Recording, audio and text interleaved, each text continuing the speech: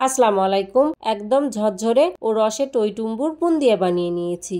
এই বুন্দিয়া একদিন বানিয়ে 8 থেকে 10 দিন নরমাল ফ্রিজে সংরক্ষণ করা যায়। আপনারা চাইলে এর থেকে পরিমাণ কম বা বেশি বানিয়ে নিতে পারেন। এই রমজান মাসে এইভাবে বুন্দিয়া বানিয়ে সংরক্ষণ করলে অনেকটা কাজ এগিয়ে যায়। ওই রেসিপি আপনাদের দেখাবো।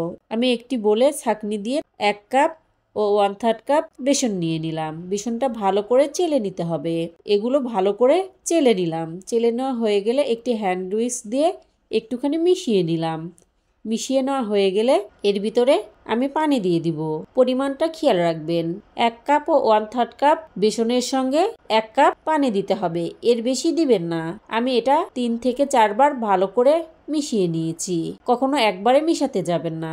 আমি এভাবে কয়েকবারে মিশিয়ে নিয়েছি। বেসনগুলো 10 মিনিট ফেটে নিয়েছি।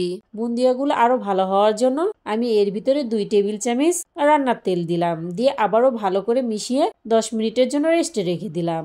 এবার 10 মিনিট পর একটু নেড়ে দিয়েছি। ব্যাটারগুলো ঠিক এরকম হবে। আমি 2 কালারে বানিয়ে নিব। এজন্য কিছুটা ব্যাটার একটি বাটিতে উঠিয়ে নিয়েছি। আর বাকি বেসনগুলো এরকমই রেখে দিব।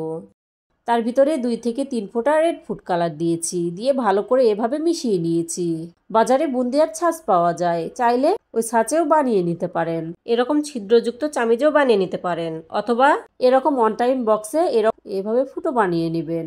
তাহলে দেখবেন এটা দিয়ে সুন্দরভাবে বুন্দিয়া বানানো যাবে। একটি কড়াই নিয়েছি, তাতে পর্যাপ্ত পরিমাণ তেল নিয়েছি। তেলটা ভালো করে গরম করে নিয়েছি। যখন দেখবেন কাঠিতে এভাবে বুদবুদ ক্রিয়েট করছে, ঠিক ওই মুহূর্তেই বুন্দিয়াগুলো দিয়ে দিবেন। একবারে দিতে যাবেন না, অল্প অল্প করে দিয়ে দিবেন। কিছুক্ষণ এভাবে ধরে রাখলাম। কখনো ঝাঁকাঝাঁকি করবেন না। অবশ্যই চুলার আঁচটা মিডিয়ামে রাখবেন। বুন্দিয়াগুলো যখন পুরোপুরি তেলের উপর এভাবে ভেসে উঠবে, ওই মুহূর্তে এভাবে নেড়েচেড়ে 30 থেকে 35 সেকেন্ড ভেজে উঠিয়ে নেবেন। এবার আমি অন টাইম বক্সেও বানিয়ে দেখাচ্ছি। আমি এর ভিতরে আবারও 1 চামচ দিয়ে দিলাম। দিয়ে দেখুন এভাবে ধরে রেখেছি। ব্যাটারগুলো পড়ে যাচ্ছে। উল্টিয়ে পাল্টিয়ে ভালো করে ভেজে নেবেন। আমি এইভাবে সমস্ত বুন্দিয়া বানিয়ে নিয়েছি। এই যে দেখুন আমার সবগুলো বুন্দিয়া বানিয়ে নেওয়া হয়েছে। সবগুলো বুন্দিয়া মুচমুচে হয়েছে।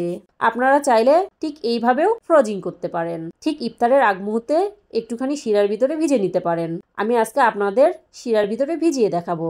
একটি প্যানে 1 কাপ ও 1/3 কাপ চিনি দিয়ে দিলাম। ঠিক যতটা বেসন দিয়েছি। 1 কাপ পানি দিয়ে দিলাম। এর ভিতরে কয়েকটা এলাচ ও তেজপাতা দিয়েছি। দিয়ে জাস্ট একটা বলক উঠিয়ে নিয়েছি। ভালো করে বলক উঠে আসলে 1 ফালি লেবুর রস দিলাম, যেন চিনিগুলো দলা পেকে না যায়। একটুখানি নেড়ে দিলাম। হাত দিয়ে এভাবে একটু দেখে নেবেন। হালকা একটু আঠালো হলেই হবে, এর বেশি আঠালো করবেন না। তাহলে শিরাটা বুন্দিয়ার ভিতরে ঢুকবে না। এবার এই অবস্থায় বুন্দিয়াগুলো দিয়ে দিলাম। দিয়ে ভালো করে একটুখানি নেড়েচেড়ে ঢাকনা দিয়ে ঢেকে দিলাম। 10 মিনিটের জন্য রেস্টে রেখে দিলাম। ঠিক 10 মিনিট পরে ঢাকনাটা খুলে নিলাম। দেখুন কত সুন্দরভাবে বুন্দিয়াগুলো ঝরঝরে হয়েছে। আর ভেতরটা রসের টইটুম্বুর হয়েছে। আপনারা চাইলে এভাবেও রেখে দিতে পারেন। আমি আজকে এভাবেই রেখে দিলাম। আমার এই রেসিপি যদি ভালো লেগে থাকে, প্লিজ আমার চ্যানেলটিকে সাবস্ক্রাইব করবেন। লাইক, কমেন্ট ও শেয়ার করবেন। আপনাদের রেসিপিটা কেমন লেগেছে কমেন্টে জানাবেন। আমার এই রেসিপি পুরোটা দেখার জন্য আপনাদের অসংখ্য ধন্যবাদ। আল্লাহ হাফেজ।